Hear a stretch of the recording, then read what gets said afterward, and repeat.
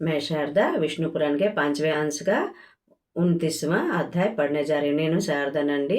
నేను విష్ణు పురాణంలోన 5వ అంశంలోన 29వ అధ్యాయం చదువుతున్నాను.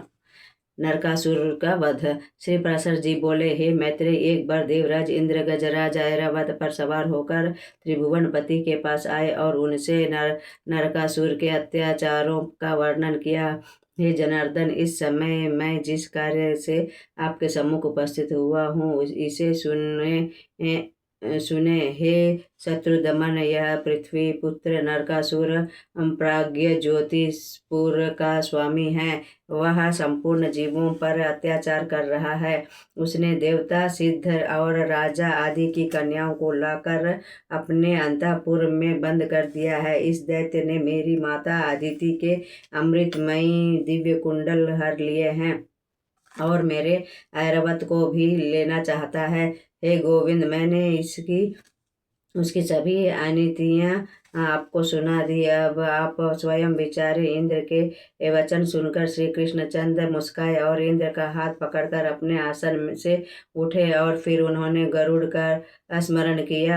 स्मरण करते ही गरुड़ जी उपस्थित हुए। तब श्री कृष्णचंद्र उस पर सवार होकर सत्यभामा सहित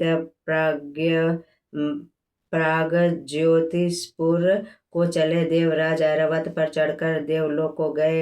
हे द्विजवर, मूर दैत्य ने प्राग्ज्योतिषपुर के चारों ओर 100 योजन पृथ्वी को छुरे की धार के समान बनाया था। उस पासों को श्री कृष्णचंद्र ने अपने सुदर्शन चक्र से काट दिया। तदुपरांत जब मूर दैत्य उसने युद्ध करने आया तो उसका भी वध कर दिए।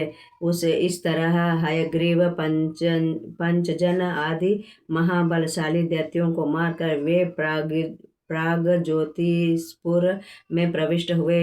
वहाँ आदि अत्याधिक सेना वाले नरकासुर ने उनका युद्ध हुआ। दैत्य दलन करने वाले चक्रपाणि भगवान श्री कृष्णचंद्र ने चक्र सुदर्शन से पृथ्वी पुत्र नरकासुर को 2 टुकड़े कर दिए। नरकासुर की मृत्यु के उपरांत देव माता अदिति के कुंडल लेकर पृथ्वी उपस्थित हुए और भगवान से कहने लगी, हे नाथ, जिस घड़ी आपने वाराह रूप धारण कर मुझे स्पर्श किया था उसी समय आपके स्पर्श से मेरा यह पुत्र उत्पन्न हुआ था। इस तरह आपने ही मुझे पुत्र दिया और आपने ही नष्ट किया।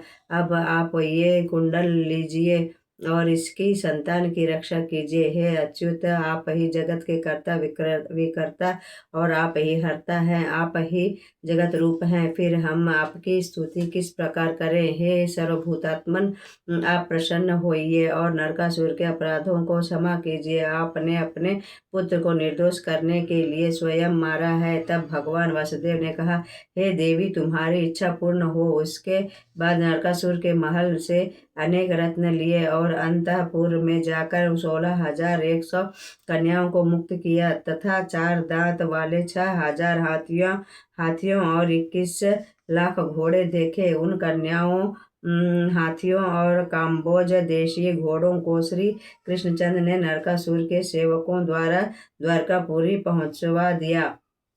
मैं शारदा, मैं विष्णु पुराण के 5वें अंश का 29वां अध्याय समाप्त करती हूँ।